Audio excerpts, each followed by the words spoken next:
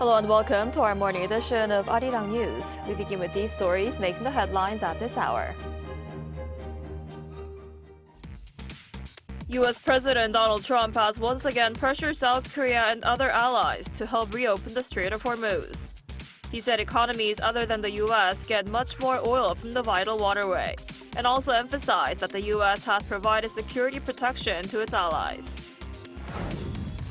But amid renewed calls, European countries rejected military involvement in the crucial oil choke point. Leaders of countries including the UK and Germany signaled clear reluctance, saying they will not be involved in the war. Amid escalating tensions in the Middle East, President Trump also requested postponing his upcoming trip to China, which was originally scheduled for later this month. We begin this morning with U.S. President Donald Trump's renewed calls for South Korea and other nations to help secure the Strait of Hormuz. He said economies other than the U.S. are more dependent on the vital waterway and urged them to be more enthusiastic. Our Kim Bo-kyung starts us off. U.S. President Donald Trump on Monday once again urged countries, including South Korea, to actively help reopen the Strait of Hormuz. Speaking to the reporters at the White House, Trump said the U.S. strongly encourages other nations whose economies depend on the strait to help secure the key oil shipping route. You know, we get less than 1% of our oil from the strait, and some countries get much more. Japan gets 95%, China gets 90%, many of the Europeans get quite a bit, South Korea gets 35%. So we want them to come and help us with the strait. Though Trump did not single out any particular nation, he accused allies of showing low enthusiasm for the coalition and added that enthusiasm would matter to him. Some are countries that we've helped for many, many years. We've protected them from horrible outside sources, and they weren't that enthusiastic. And the level of enthusiasm matters to me. U.S. Secretary of State Marco Rubio also stressed the importance of global cooperation to ensure security in the Strait of Hormuz, a move seen as laying the groundwork for an official request at the U.S. government level. This during Rubio's phone talks with his South Korean counterpart Cho Hyun on Monday. The talks were held at the request of the U.S., and Rubio, according to the Foreign Ministry, asked for support and interest to bring peace and stability to the region. Earlier, the Blue House had kept a cautious stance regarding this issue during Monday's briefing, saying it needs sufficient deliberation between Seoul and Washington. Kim Bo-kyung, Arirang News. But U.S. allies are pushing back against President Donald Trump's call for military support to reopen the Strait of Hormuz, as Iran's actions continue to disrupt vital global energy shipments. European leaders say the escalating Middle East conflict is not NATO's mission, exposing growing divisions with Washington as the war enters its third week. Our Lee Seung-jae has more.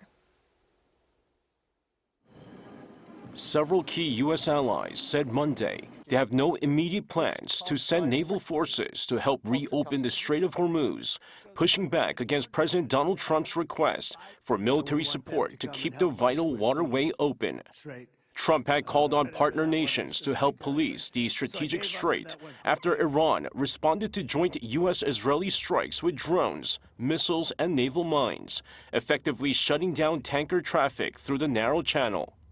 The Strait of Hormuz is one of the world's most critical energy choke points, normally carrying about 1/5 of global oil shipments, as well as large volumes of liquefied natural gas.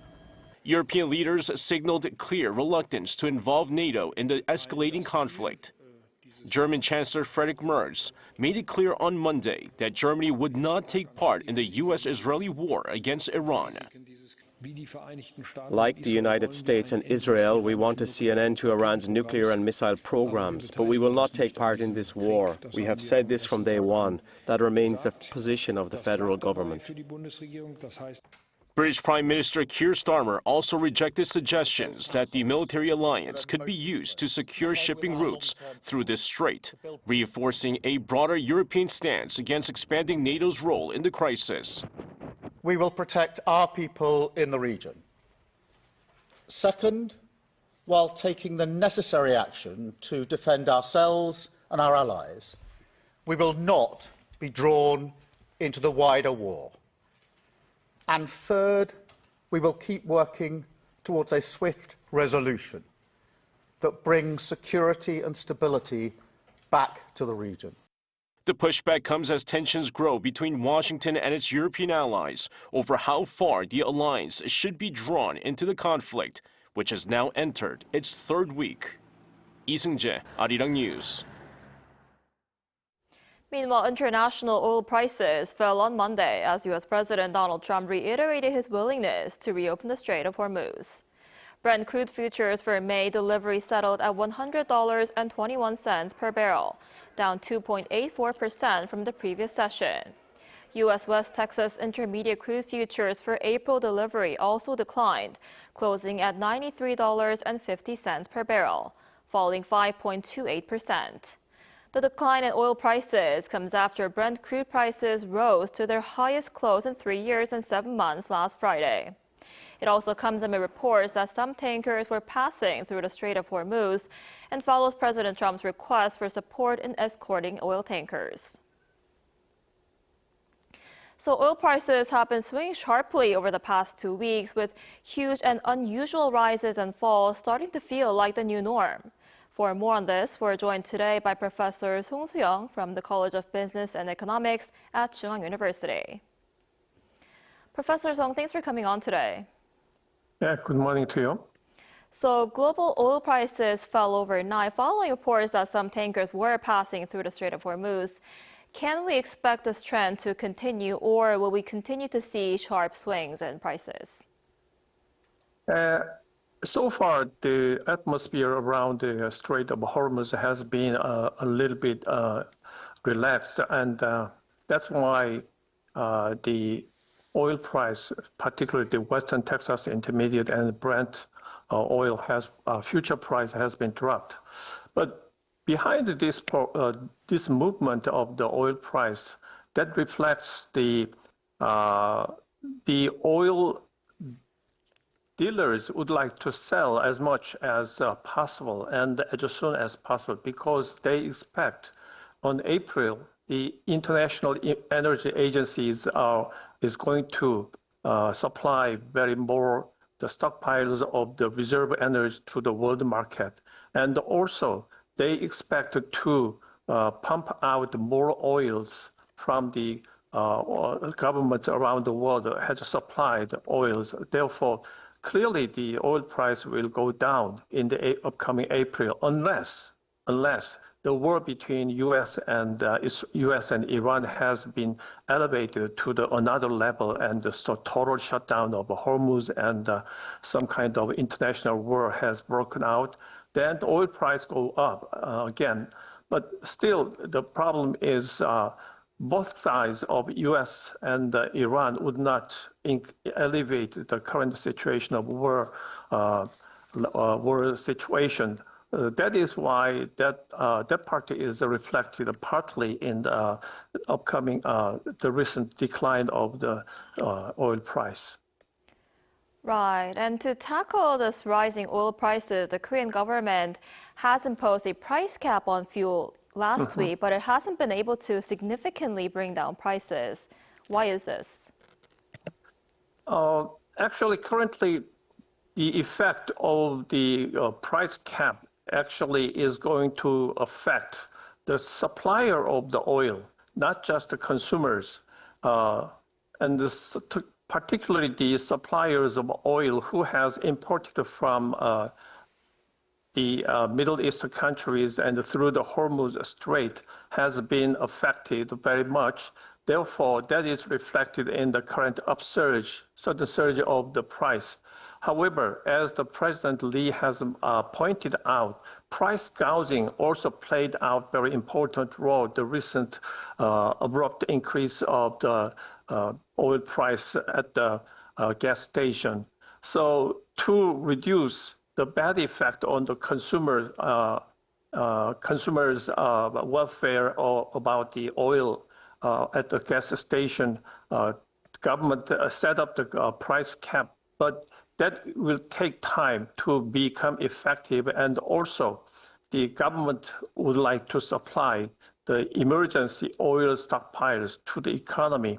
And on the other hand, what is important is the government would like to set up some supplementary budget to help the importers, and also not only oil at the gas station, but also the naphtha and some production facilities who make some plastics and important outputs from the oils and naphthas and some refined oil. That is a matter of concern right now. So that we are going to see that very slow but gradual decline of the price over time. I see. And the Korean government is also expected to unveil details of its supplementary budget as early as next week. And this is potentially worth around 15 trillion Korean won, which is over 10 billion US dollars. And this is to support, people's livelihoods amid this conflict. How effective might direct government intervention be in taming oil prices?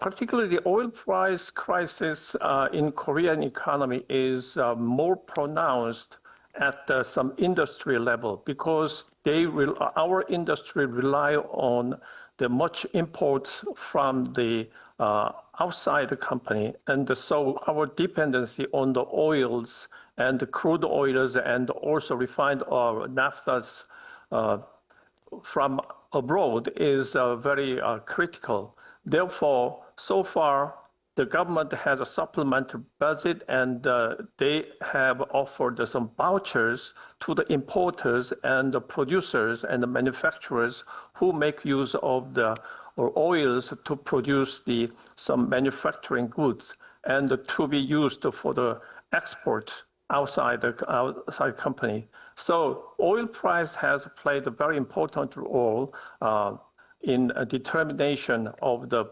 burden of the production cost for the manufacturing industry in Korea. So that is why the government would like to provide vouchers and help and the importers of the oils and energy-related commodities from abroad. Right, and the South Korean currency has moved past the 1,500 Korean won level against the US dollar. Why has the Korean won fallen so sharply compared to other currencies such as the Japanese yen or the euro? Actually, as I look back the past record and the data, so year on year, actually Japanese value has been depreciated 6.78% based upon the year on year. The previous year, the same month point of the Japanese yen values has been depreciated much higher, much stronger than us. So Korean won has been depreciated against the US dollars is just a year-on-year basis is only 3.67%.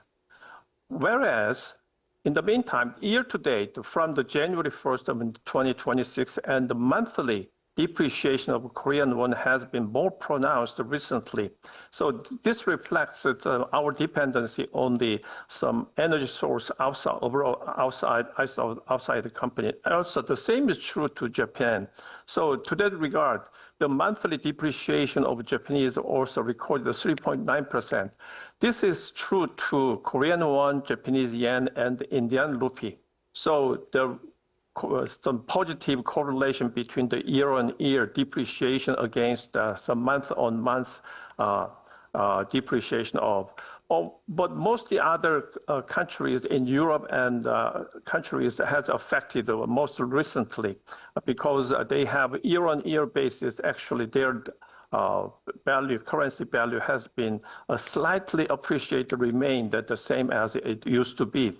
So to that regard, the current movement of the Korean exchange rate is not, I don't think, much of concern, because this is a very transient and a very temporary phenomena right now. I see. That's actually good to hear. All right, Professor Song, thank you so much for taking the time today. We appreciate it. Thank you, and my pleasure.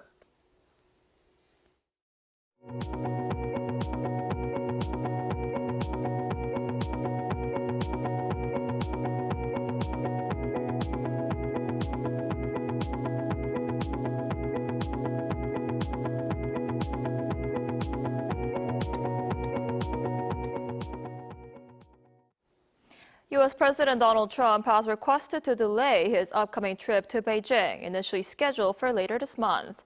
U.S. officials are denying speculation that the delay is tied to pressure on China over security in the Strait of Hormuz. Our Oh Soo-young has more. US President Donald Trump says he has asked China to delay his planned visit to Beijing by about a month. Speaking at the Oval Office on Monday, Trump said he still wants to travel to China, but feels he needs to remain in the United States while the Middle East conflict continues. White House spokesperson Carolyn Leavitt said earlier in the day that the dates may be moved as Trump prioritizes overseeing the US military operation against Iran. The Beijing trip had been scheduled for March 31st to April 2nd for talks with Chinese President Xi Jinping that had been expected to help stabilize the rocky relations between the world's two largest economies. This comes amid tensions around the Strait of Hormuz, as Iran has threatened to set fire on vessels transiting the vital waterway. Trump has urged several countries, including China, to help protect commercial shipping in the strait, but Beijing has not directly responded. Still, preparations for a potential Trump-Xi summit have continued. US Treasury Secretary Scott Bessent and Chinese Vice Premier He Lifeng held 2 days of talks in Paris aimed at preparing possible agreements on rare earth supply chains and expanded Chinese purchases of US farm goods.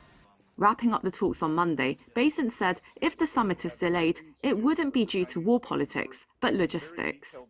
If the president's visit is postponed, it would have nothing to do with the Chinese making a commitment to the Straits of Hormuz.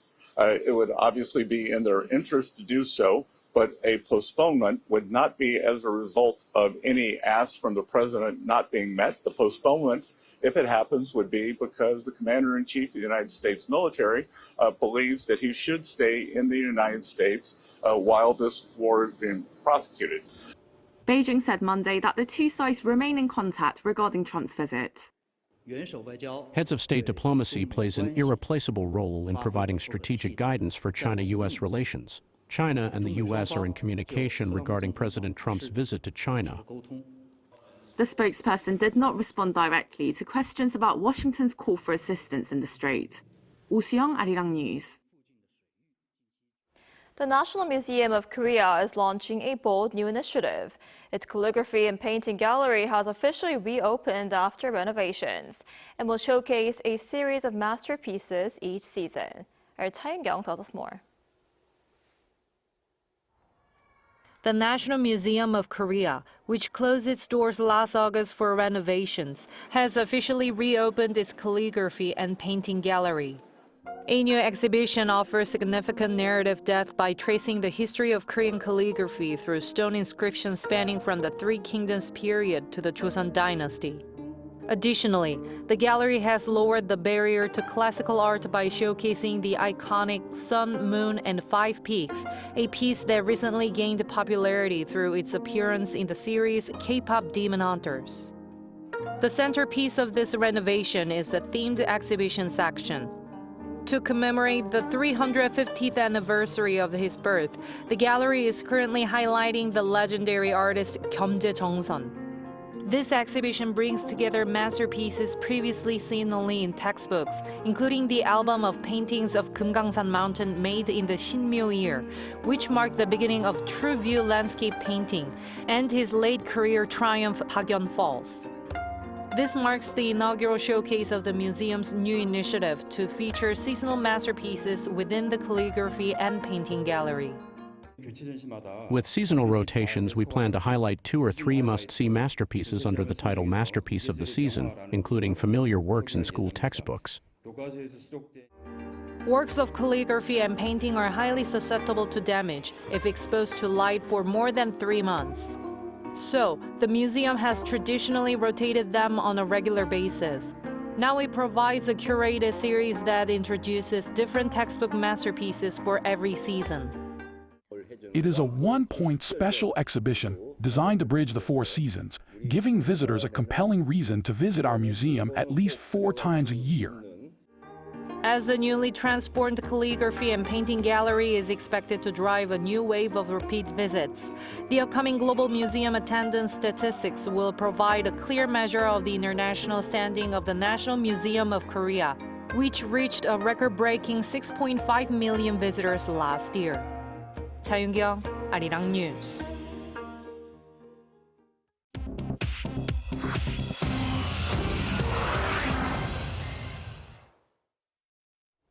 Good morning, I'm Chu Ji-hyun, and this is The World Now. A total blackout has paralyzed Cuba as the nation's crumbling electrical grid suffered a complete systematic failure. The Cuban Ministry of Energy and Mines on Monday confirmed a complete disconnection of the island's power grid, leaving 11 million people without power. It's the third major island-wide blackout in just 4 months. Cuba has blamed President Donald Trump's recent warning of tariffs on countries that supply oil to Cuba, which has effectively intensified a U.S. energy blockade against the island. President Trump on Monday even suggested the possibility of a friendly takeover, describing Cuba as a, quote, very weakened nation. As well as oil shortages, the Cuban government lacks the hard currency to repair its aging thermoelectrical power plants. Former French President Nicolas Sarkozy returned to court in Paris on Monday to appeal his conviction for illegal campaign financing involving the Libyan government. Sarkozy is challenging a September ruling that found him guilty of forming what was described as a criminal association to secure funds from the late Libyan leader Muammar Gaddafi. This landmark verdict marked the first time a former president of modern France received an actual prison sentence. Although the 71-year-old leader spent 20 days in prison last year, an appeals court ordered his release pending this new trial.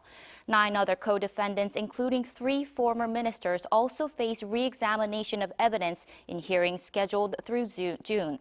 Sarkozy has denied all wrongdoing and called the legal proceedings politically motivated. A federal judge in Boston has blocked the Trump administration from cutting down the U.S. childhood vaccine schedule. Judge Brian Murphy issued a temporary injunction on Monday against Health Secretary Robert F. Kennedy Jr.'s order to end broad recommendations for several childhood vaccines. The decision pauses the administration's plan to stop universal shots for flu, hepatitis, and meningitis. Judge Murphy said that Kennedy likely violated federal law when he changed the entire vaccine advisory panel. Nvidia CEO Jensen Huang predicts that soaring demand for AI processors will drive $1 trillion in sales by 2027. Huang made the prediction on Monday during his GTC 2026 keynote speech, where he also announced Nvidia's plans to introduce new semiconductors made with technology acquired from the startup Grok. He told attendees that the new Grok 3 LPU will integrate into the Vera Rubin supercomputer to handle AI responses with extreme speed. To meet this soaring demand, Samsung Electronics will manufacture these Grok-based chips for systems arriving in the second half of the year. Huang also confirmed strengthened partnerships with industry giants like IBM, Adobe, and Uber to broaden the reach of its AI infrastructure.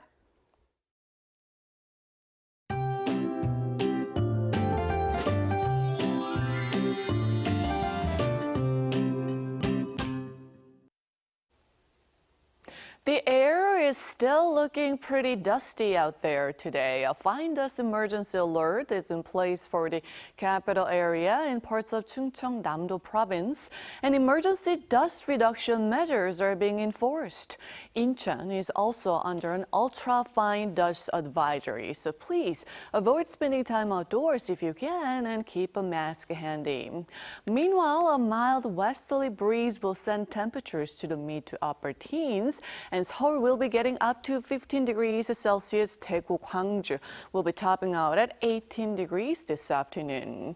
Now looking ahead to Wednesday, rain will move into the picture. Showers will begin before dawn across the southern regions in Jeju. And along the southern coast in Jeju, the rain could be much heavier with 10 to 50 millimeters expected on the island, possibly through Thursday. But that rain should help to wash the dust in the air. And after the rain system moves out, we'll continue in this typical early spring pattern.